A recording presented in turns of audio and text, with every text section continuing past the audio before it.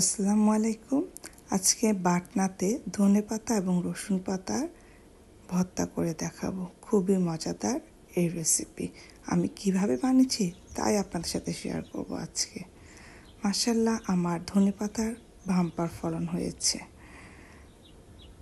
পুরো রমজানে আমি আমার বাগানে ধনেপাতাই ব্যবহার করেছি। রোজার কারণে রসুন পাতাগুলো তেমন খাওয়া হয় নাই।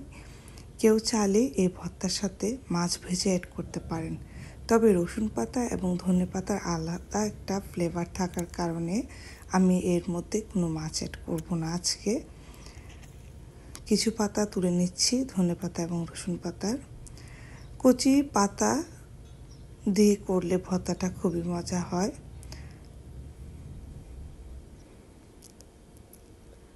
আমি ধনেপাতা এবং রসুন পাতা নিয়ে খুব ভালোভাবে পরিষ্কার করে ধুয়ে নেব।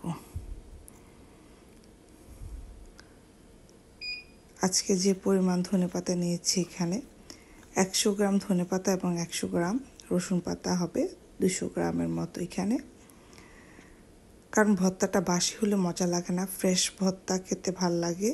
নিয়ে নিচ্ছি লাল পেঁয়াজ, কাঁচামরিচ, অল্প একটু লবণ, কাশ্মীরি মরিচ। 2 রকমের মরিচ ব্যবহার করলে যে কোনো ভর্তাই ভীষণ মজা হয়। খুব ভালোভাবে ধুয়ে পানি ঝরিয়ে আমি এখন কুচি কুচি করে কেটে নেব। যতটুকু সম্ভব কুচি করা যায় করে নেবেন, এতে করে ভর্তাটা খুব ফাস্টার বানানো যাবে।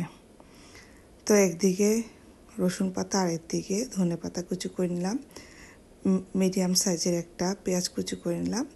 ফ্রাই প্যানে আমি অল্প করে তেল দিয়ে প্রথমে 1-2 মিনিটের মতো রসুন পাতাটা আগে আমি হালকা ভেজে নেব। তারপর আরও একটু তেল দিয়ে তার মধ্যে আমি ধনে পাতাগুলো দিয়ে দেব। যেহেতু ধনে পাতাটা একটু রসালো হয় এবং খুব তাড়াতাড়ি সেদ্ধ হয়ে যায়, তাই আগে রসুন পাতাটা করে নিয়েছি, তারপর আমি ধনে পাতাটা করব। এখন দুটাকে একসাথে মিক্স আপ করে ফেলব।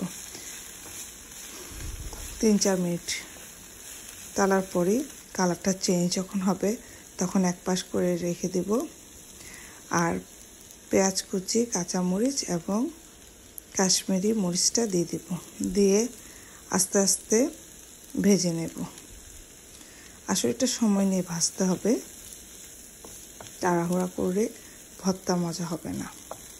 তো আমি অল্প একটু সরিষার তেলও দিয়ে দিলাম, যেহেতু এটা ভাজা ভাজা হলে ভর্তাটা 2-3 দিন রেখেও ফ্রিজে খাওয়া যাবে। কেউ চাইলে ডিপ করেও রাখতে পারেন এমন ভর্তা। এখন আমি অল্প পরিমাণ লবণ দিয়ে দিয়েছি, দিয়ে খুব ভালোভাবে সবগুলো উপাদান মিক্স করে আরও 2-3 মিনিট ভেজে নেব। ভেজে নিয়ে ধনেপাতা, কাঁচামরিচটা ছাড়া এবং শুকনো মরিচটা ছাড়া সবগুলো আমি তুলে নেব।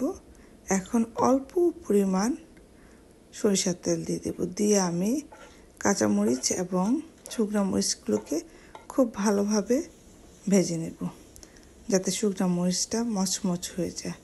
তো বাটুনি কীভাবে ইউজ করবেন, প্রথমেই কয়েক ঘন্টা পানিতে রেখে দিবেন, তারপর সাবান দিয়ে ভালোভাবে ধুয়ে তেল মিক্স করে নেবেন, তারপরে আপনি ভর্তা বানাবেন। এতে করে আপনার বাটনা অনেক দিন লাস্টিং করবে। তো আমি আস্তে আস্তে প্রথমে শুকনো মরিচটা পিষে নেব, তারপরে আমি কাঁচামরিচটা পিষে নেব, তারপর ধনেপাতা এবং কাঁচামরিচ সব কিছু একসাথে মিক্স করে বানিয়ে ফেলবো। তো হয়ে গেল মজাদার।